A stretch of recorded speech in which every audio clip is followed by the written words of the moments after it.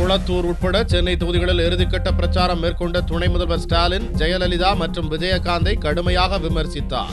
துணை முதல்வர் ஸ்டாலின் தான் போட்டியிடும் குளத்தூர் உட்பட சென்னையில் இறுதிக்கட்ட பிரச்சாரத்தில் ஈடுபட்டார். ஆர்கே நகர் தொகுதியில் பிரச்சாரம் செய்த ஸ்டாலின், நாங்கள் மக்களுடன் இருந்து மக்களுக்காக பணியாற்றுவோம் என்றும், ஆனால் தேர்தல் வந்தால் தமிழ்நாடு, முடிந்தால் கொடநாடு என்பதுதான் ஜெயலலிதாவின் பண்பாடு என்றும் கூறினார்.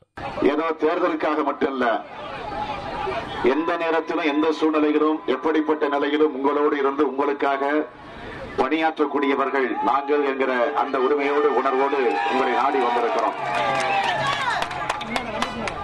இன்னைக்கு நாட்டில் சில பேர் இருக்காங்க, அதிலும் குறிப்பா எதிர்கட்சி தலைவராக இருக்கக்கூடிய அம்மையார் ஜெயலலிதா அவர்கள் தேர்தல் நேரத்தில் மட்டும்தான் வருவாங்க. தேர்தல் நேரத்தில் மட்டும் வந்து ஏதாவது சொல்லிட்டு போவாங்க. அதுவும் பரவாயில்ல, சென்னையை பொறுத்த வரைக்கும் ஹெலிகாப்டர்ல தனி விமானத்தில் வரல, அதை மட்டும் அவங்களால முடியாது. ஆக இன்றைக்கு அவர் வாய்க்கு வந்தபடியெல்லாம் அதை செய்வோம், இதை செய்வோம், வானத்தை கிழிப்போம், வைகுண்டத்தை காட்டுவோம், மணலை கூட கயிறாக திரிப்போம் என்றெல்லாம் கதைகளை விடுவாங்க. ஆனா அத்தோடு கதை முடிஞ்சதுன்னு, தேர்தல் முடிஞ்சதுன்னு போயிடுவாங்க. தேர்தல் வந்தால் தமிழ்நாடு, தேர்தல் இல்லை என்றால் கொடநாடு.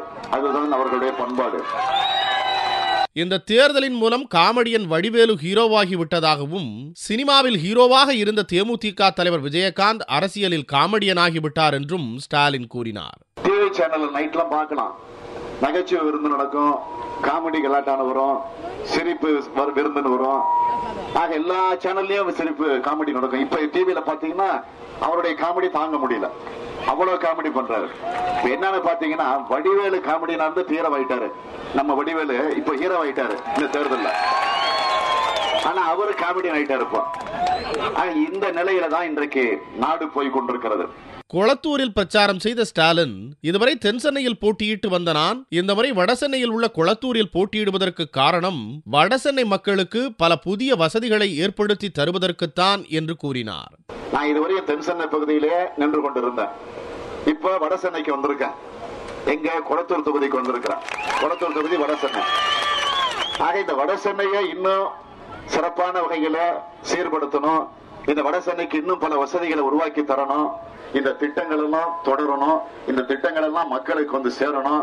இவைகள் எல்லாம் முழுமை பெறணும் அப்படின்னு ஒரு எண்ணம் உங்களுக்கு இருந்தா, நிச்சயமா தலைவர் கலைஞருடைய ஆட்சி வந்தால்தான் இந்த பணிகளை எல்லாம் நாம் நிறைவேற்ற முடியும். திமுக ஆட்சியில் மேற்கொள்ளப்பட்ட மக்கள் நலத்திட்டங்கள் தொடர்ந்து நிறைவேற்றப்படுவதற்கு மீண்டும் கருணாநிதியை முதல்வராக்க வேண்டும் என்று ஸ்டாலின் கேட்டுக்கொண்டார்.